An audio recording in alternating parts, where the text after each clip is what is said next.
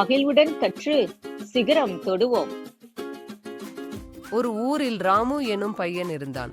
அவனுக்கு உணவில் அதிகமான உப்பு சேர்த்து சாப்பிட மிகவும் பிடிக்கும். ஒரு நாள் அவனது ஊரில் உப்பு முடிந்து போனது. அவன் பல இடங்களில் உப்பை தேடி அலைந்தான். அப்போது அவன் முன்னே ஒரு தேவதை தோன்றியது. ராமு தேவதையிடம் ஊர் மக்களுக்கு உப்பு இல்லாத செய்தியை கூறினான். தேவதை உடனே மந்திரம் செய்து ஒரு உப்பு கல்லை அவனிடம் கொடுத்தது. இந்த கல்லில் எப்போதும் உப்பு வந்து கொண்டே இருக்கும், ஆனால் அந்த உப்பை நீ மக்கள் அனைவருக்கும் இலவசமாக கொடுக்க வேண்டும் என்றது. ஆனால் பேராசை கொண்ட ராமு உப்பை ஊர் மக்களிடம் அதிக விலைக்கு விற்றான். இதை அறிந்த தேவதை கோபம் கொண்டது. உடனே ராமுவிடம் இருந்த உப்பு கல்லை தூக்கி கடலில் வீசியது. அதனால் தான் இன்று வரை கடல் நீர் உப்பாக இருக்கிறது. கதையின் நீதி: பேராசை பெருநஷ்டம்.